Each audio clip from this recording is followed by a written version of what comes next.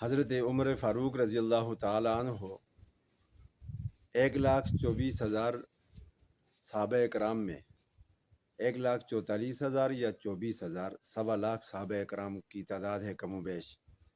جتنے 1,24,000 انبیاء کی تعداد ہے، اتنی ہی تعداد میں حضرت محمد مصطفیٰ صلی اللہ علیہ وسلم کو رب العالمین نے صحابہ عطا کیے ہیں. ان 1.25 صحابہ میں سے یہ واحد شخصیت ہیں جو مراد مصطفیٰ ہیں. باقی سارے صحابہ کرام مرید مصطفیٰ ہیں. حضرت عمر رضی اللہ تعالیٰ عنہ وہ صحابی ہیں جو مراد مصطفیٰ ہیں. یعنی آپ صلی اللہ علیہ وسلم نے حضرت عمر رضی اللہ تعالیٰ عنہ کو مانگا ہے. حضرت ابراہیم علیہ السلام نے اللہ سے حضرت محمد مصطفیٰ صلی اللہ علیہ وسلم کو مانگا تھا. وَإِذْ يَرْفَعُ إِبْرَاهِيمُ الْقَوَاعِدَ مِنَ الْبَيْتِ وَإِسْمَاعِيلُ رَبَّنَا تَقَبَّلْ مِنَّا إِنَّكَ أَنْتَ السَّمِيعُ الْعَلِيمُ. جب حضرت ابراہیم علیہ السلام، اسماعیل علیہ السلام بیت اللہ کی بنیادوں کو اٹھا رہے تھے، تعمیر کعبہ کر رہے تھے، اور تعمیر کے بعد انہوں نے دعا مانگی تھی کہ اللہ ہماری اس محنت کو، اس کاوش کو قبول فرما. اور انہوں نے یہ دعا بھی مانگی تھی کہ وہ آخری رسول، وہ پیغمبر جو ہے میری اولاد میں سے عطا فرما، مجھے عطا فرما، میری اولاد میں سے ہو، میری نسلوں میں سے ہو. وہ ہزاروں سال پہلے مانگی ہوئی دعا حضرت محمد صلی اللہ علیہ وسلم کی آمد پر وہ دعا پائے تکمیل تک پہنچی، قبول ہوئی، شرف قبولیت اس کو ملا. آپ دنیا میں تشریف لائے، آپ بہار بن کر آئے، آپ رونق بن کر آئے، آپ رحمت بن کر کے آئے.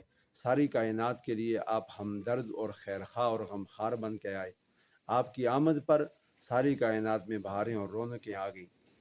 لیکن آپ صلی اللہ علیہ وسلم نے کبھی بیت اللہ کے طواف کے دوران، کبھی صفا مروہ کی سعی کے دوران، کبھی کہاں مختلف مقامات پر دعاؤں میں رب العالمین کی بارگاہ سے حضرت عمر کو طلب کیا. آپ کے یہ الفاظ تھے کہ اللہ عمر بن خطاب یا عمر بن حشام، ان دونوں میں سے جو تجھے پسند ہو اس کو صاحب ایمان بنا دے، تاکہ ایمان میں بہار آ جائے، اسلام میں انقلاب آ جائے، تاکہ ایمان والوں کی قوت اور شوکت میں اضافہ ہو جائے.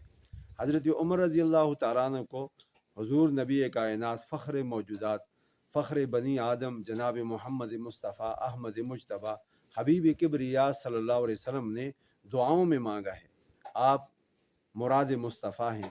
آپ تشریف لائے، چند ہی دن گزرے تھے، آپ کی دعائیں ہو رہی تھیں، مسلسل بڑھ رہی تھیں. آپ تشریف لائے. آپ کی آمد کا بھی عجیب واقعہ ہے. ادھر کفار نے، مشرکین نے اپنے پارلیمنٹ میں دارالندوہ جس کا نام تھا، وہاں مشاورت کی. وہاں انہوں نے یہ سوچا کہ حضرت محمد صلی اللہ علیہ وسلم کو قتل کیا جائے. آپ سے متعلق کوئی ایسا ہم اقدام کریں کہ دین اسلام پھلے پھولے نہ، ان کو عروج اور ترقی نہ ملے. یہ سوچ کر کے انہوں نے یہ طے کیا کہ کون یہ کام کرے. کسی نے کس کا کہا، کسی نے کس کا سوچا، لیکن اکثریت کی یہ رائے تھی کہ یہ کام خطاب کا بیٹا عمر کر سکتا ہے. آپ حالت کفر میں بھی بہادر تھے، مضبوط تھے. آپ آئے اور انہوں نے کہا کہ میں یہ کام سر انجام دوں گا. انہوں نے کہا کہ ہم یہ انعام دیں گے، اتنے اونٹ دیں گے، اتنے گھوڑے دیں گے، اتنا کوئی سرمایہ دیں گے. یہ ساری کچھ باتیں تھیں. آپ نکلے وہاں سے تلوار لے کر. جب آئے تو راستے میں کسی نے دیکھا کہ اس کے بدلے ہوئے تیور بتا رہے ہیں کہ یہ کسی برے ارادے سے کہیں جا رہا ہے. تو بتانے والوں نے پوچھا کہ تم کہاں جا رہے ہو؟ انہوں نے کہا میرا راستہ نہ کاٹو. حضرت عمر نے کہا مجھے جانے دو، میں کہیں بھی جاؤں. جب اصرار کیا، بات بڑھی، تو کہنے لگے کہ آج تو میں شمع رسالت کو بجھانے جا رہا ہوں. آج اس محمد کا نام مٹانے جا رہا ہوں جس کے نام لیوا بڑھتے جا رہے ہیں. کہیں ایسا نہ ہو کہ ہمارا دین، ہمارے آباء و اجداد کا دین اور رسم و رواج ہمارا مٹ جائے، ہماری ثقافت، ہمارا نام ہی ختم ہو جائے. تو آج اس کو مٹانے اور ختم کرنے جا رہا ہوں. بتانے والے نے یہ کہا کہ آپ اپنے گھر کی خبر تو لو، وہاں بھی تو دین اسلام پہنچ چکا. آپ کی بہن، آپ کا بہنوئی، یہ بھی اسلام قبول کر چکے ہیں. تو حضرت محمد صلی اللہ علیہ وسلم کی طرف جانے کے بجائے سیدھے اپنے بہنوئی کے گھر کی طرف گئے. دروازے پہ دستک دی. اندر قرآن پڑھنے کی آواز باہر سے سن لی تھی. دروازہ کھلتے ہی بہنوئی کو مارا، بہن کو مارا. بہن نے کہا کہ بھائی جان آپ یہ کیا کر رہے ہیں؟ آپ اپنی بہن کو بیوہ کرنا چاہتے ہیں؟ آپ میرے شوہر کو جان سے مار دیں گے؟ ہمارا جرم کیا ہے؟ ہم اگر قرآن پڑھتے ہیں، صاحب ایمان بن چکے ہیں، تو اس میں آپ کو کیا مسئلہ ہے؟ جب یہ بات کہی تو انہوں نے سوچا کہ یہ بڑی عجیب ہے، کبھی اس نے اونچی آواز سے بات ہی نہیں کی، آج مقابلے میں باتیں کر رہی ہے. حضرت عمر نے بہنوئی کو چھوڑا، بہن کو مارنا شروع کیا، اتنا مارا کہ لہو لہان ہو گیا، سر سے خون نکلا، منہ سے خون نکل رہا ہے، ناک سے خون بہہ رہا ہے، وہ خون میں لت پت ہے۔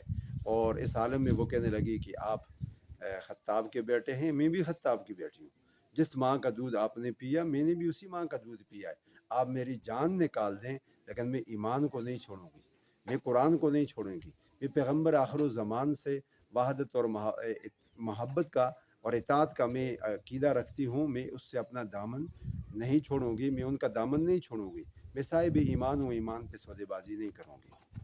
جب یہ بات ہوئی تو حضرت عمر نے سوچا یہ تو بہت زیادہ پختہ اور مضبوط ہے۔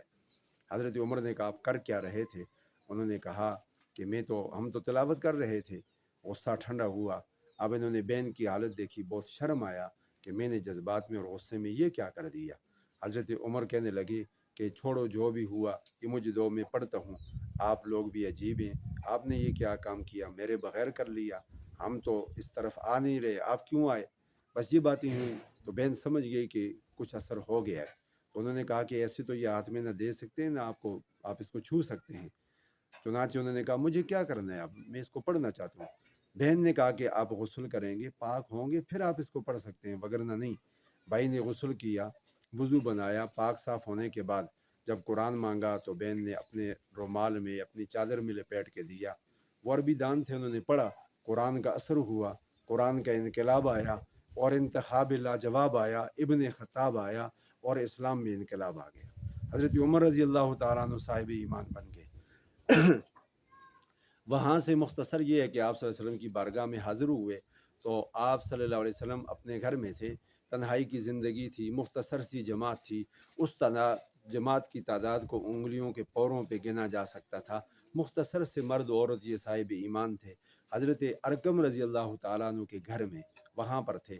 حضرت عمر جب گئے تو ہاتھ میں وہی تلوار لی ہوئی ہے، جا رہے ہیں، اور دور سے حضرت امیر حمزہ رضی اللہ تعالیٰ عنہ شیر خدا نے، سید الشہداء نے دیکھ لیا۔ جب دیکھا تو انہوں نے کہا کہ یہ عمر آ رہا ہے، بگڑا ہوا آ رہا ہے، ہاتھ میں تلوار ہے، چلیں اگر برے ارادے سے آیا تو اسی کی تلوار سے میں اس کا کام تمام کر دوں گا۔ آپ صلی اللہ علیہ وسلم نے فرمایا کہ چچا جان اس کو آنے دو، یہ آیا نہیں ہے، اسے رب نے بھیجا ہے، آپ اس کو آنے دو، یہ برے ارادے سے نہیں آ سکتا، یہ آج مرید بننے آ رہا ہے، آج یہ صاحب ایمان بننے آ رہا ہے، اس کو آنے دیں، یہ جس ارادے سے بھی آیا اس کا ارادہ غلط نہیں ہو سکتا۔ جب دروازے پہ دستک دی، دروازہ کھلا، حضرت عمر رضی اللہ تعالیٰ عنہ تشریف لائے۔ آپ صلی اللہ علیہ وسلم نے پوچھا کہ عمر کیسے آنا ہوا؟ وہ کہنے لگے کہ سودے کے لیے بازار گئے تھے ہم، ہاتھ اس کے بکے جس کے خریدار گئے ہم تھے، ہاتھ اس کے بکے جس کے خریدار گئے ہم، میں تو آیا تھا آپ کا سر لینے کے لیے، اب تو میں اپنا سر آپ کے مشن پہ دینے کے لیے آیا ہوں، میں تو آپ کو قتل کرنا چاہتا تھا لیکن اب میں آپ کی خاطر اپنی جان کی بازی لگانے آیا ہوں۔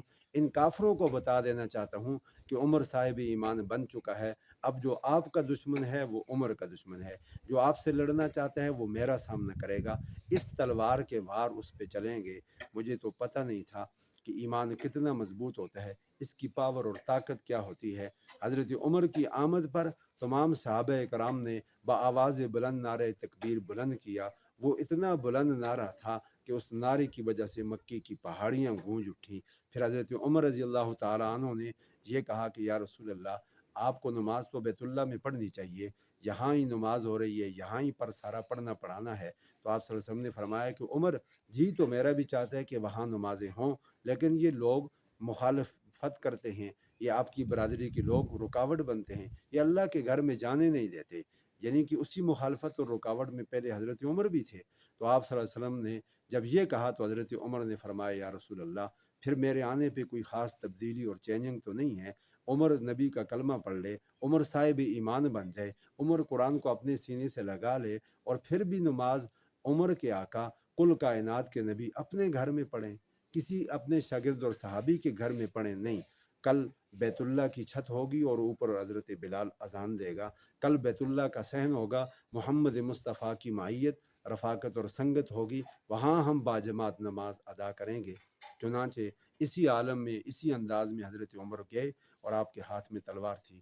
تمام صحابہ کرام یہ کہتے ہیں کہ اعلانیہ ہجرت کرنے والے عمر ہیں، علل اعلان کلمہ پڑھنے والے عمر ہیں، بیت اللہ کا دروازہ کھلوانے والے عمر ہیں۔ حضرت عمر تو دو قبلوں کے فاتح ہیں، ایک بیت اللہ، کفر و شرک والوں کو وہاں سے ہٹنا پڑا، نکلنا پڑا کہ ایک بہادر، ایک غیرت مند، ایک مواحد آ چکا تھا، اور دوسرا حضرت عمر رضی اللہ تعالیٰ عنہ کے دور خلافت میں فلسطین جا کر کے انہوں نے بیت المقدس کی چابیاں لی، اور اس کا دروازہ بھی کھلا ایمان والوں کے لیے۔